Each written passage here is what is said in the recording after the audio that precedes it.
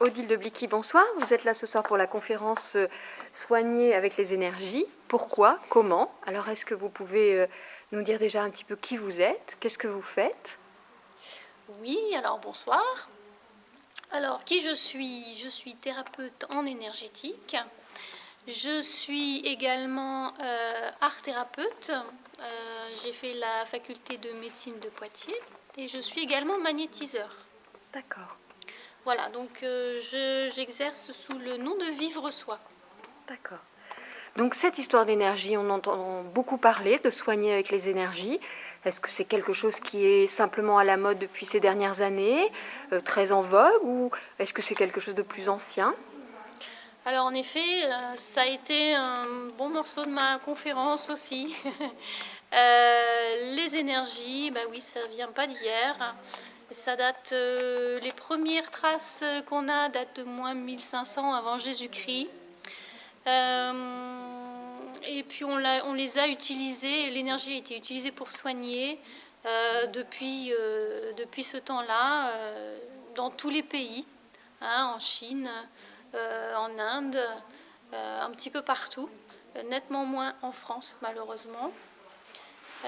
Qu'est-ce que je peux vous dire d'autre? Alors, on voit que depuis quelques années, on entend parler beaucoup de physique quantique. Ce serait la nouvelle science ou la nouvelle forme de soins par les énergies. On fait un lien entre tout ça?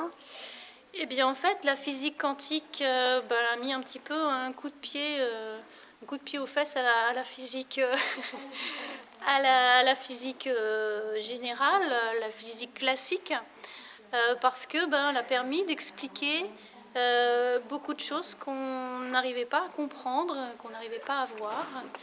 Elle a permis de réconcilier en fait la science qui expliquait le macrocosme et la science qui expliquait les planètes et l'univers, parce que ces deux sciences-là n'arrivaient pas à s'entendre et la science quantique a réussi à mettre tout le monde d'accord et a permis de commencer, parce qu'on n'en est qu'au début, à comprendre et que là où il n'y avait rien, eh bien, il y avait de l'énergie, que cette énergie était très importante et qu'en fait, elle nous permet à nous qui sommes énergéticiens comme une sorte de preuve que ça existe et que ça n'est pas du charlatanisme ou de la sorcellerie comme on en a dit pendant un temps. D'accord. Alors, l'énergie, qu'est-ce qu'on fait avec en matière de soins? Comment ça se passe? Est-ce que c'est le corps physique que l'on soigne, un peu comme le fait la médecine conventionnelle, traditionnelle, ou est-ce qu'on considère l'être humain d'une manière différente? Comment ça se passe? Alors ça dépend.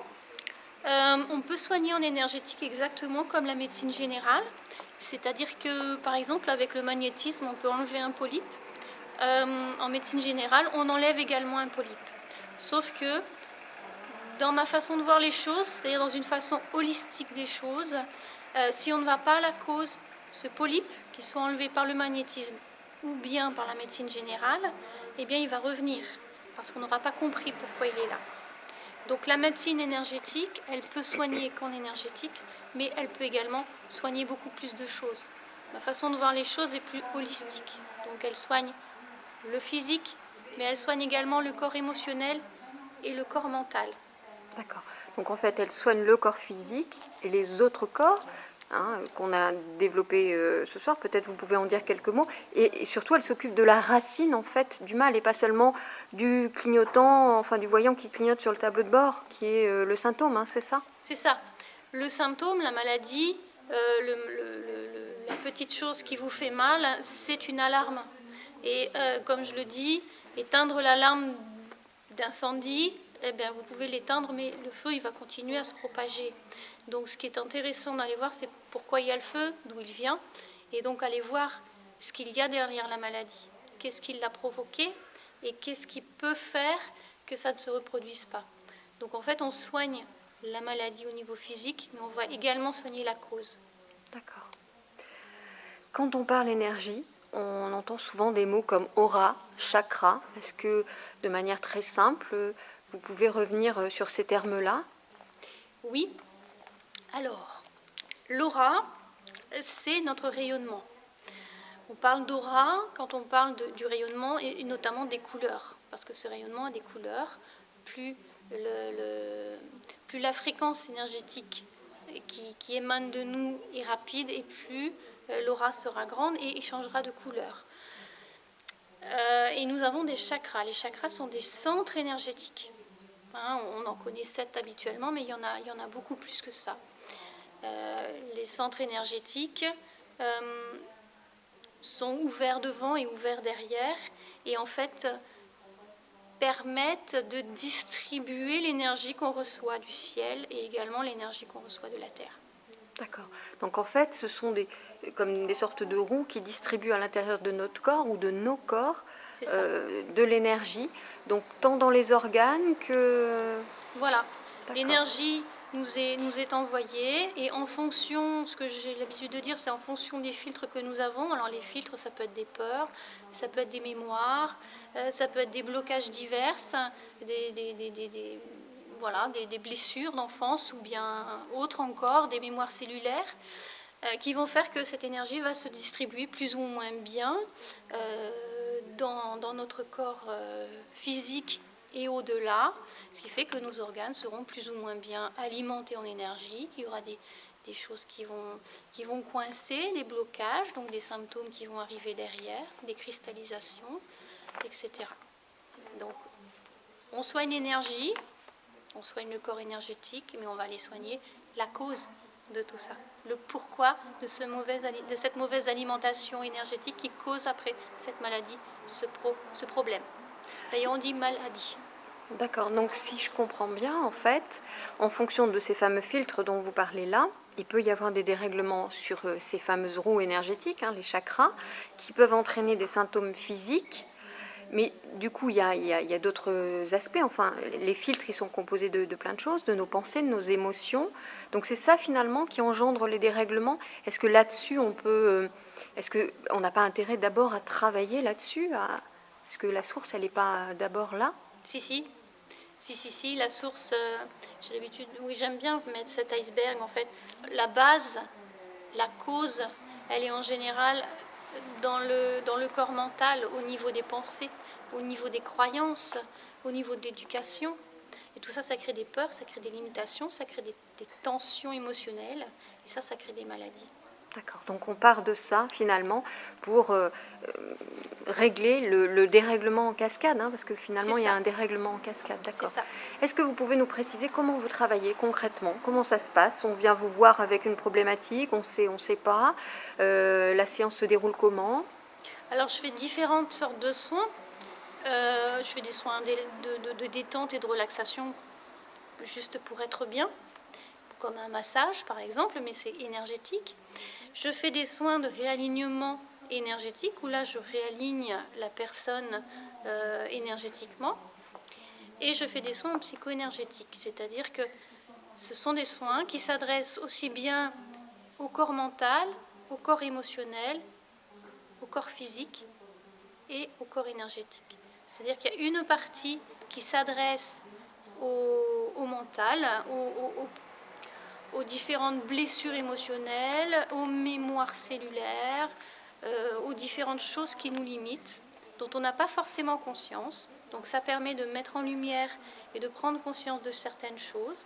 Et ensuite, dans un deuxième temps, dans la même séance, il y a intégration de cette prise de conscience, de cette lumière qui arrive. Il y a intégration au niveau du corps et au niveau des cellules. Parce que bien souvent, on se dit, bah oui, j'ai compris ma problématique, mais j'en sors pas. Ça recommence à chaque fois, parce qu'en fait, c'est pas descendu dans le corps. D'accord. C'est pas intégré au niveau des cellules. Donc concrètement, ça passe par des séances avec... donc il y a un aspect verbal, bien sûr, Oui. vous venez de le dire, mais c'est quoi? Une imposition des mains? On est habillé? Parce que vous parlez de massage? Oui, on est habillé.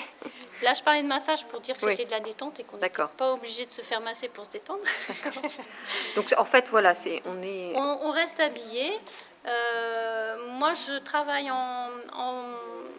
je me mets en vibration, en fait, avec la personne, afin de la ressentir et de me mettre en diapason avec elle, en résonance avec elle.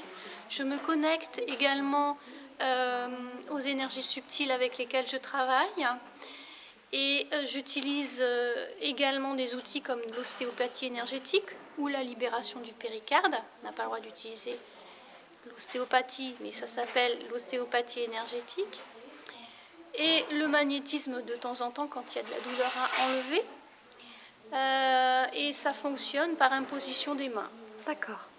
Voilà, soit je touche la personne légèrement, soit je suis un petit peu au-dessus.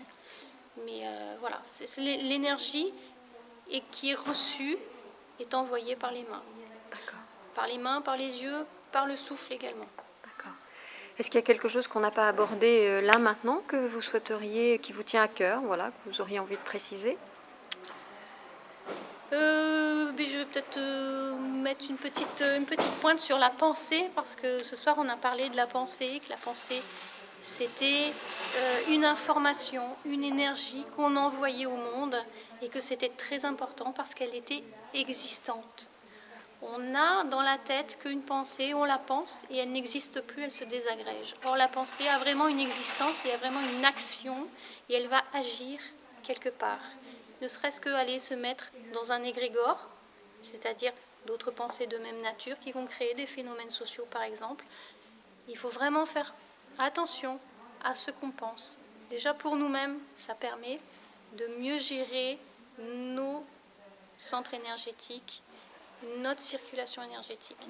Parce que la pensée, c'est au niveau du mental, l'énergie arrive au niveau du mental. Si vous êtes embrouillé, que vous pensez des choses compliquées, que c'est difficile pour vous, obligatoirement, tous vos circuits énergétiques vont être embrouillés et vont pâtir en fait de ce blocage au niveau du mental. Et puis, on a du pouvoir sur nos pensées. Enfin, on peut les choisir, les trier. On a quand même un petit peu de maîtrise possible. Oui, voilà. Contrairement à ce qu'on pense, on a la possibilité et tout le monde a la possibilité de le faire. D'accord. Un grand merci à vous et à très bientôt, Odile. Merci. Merci.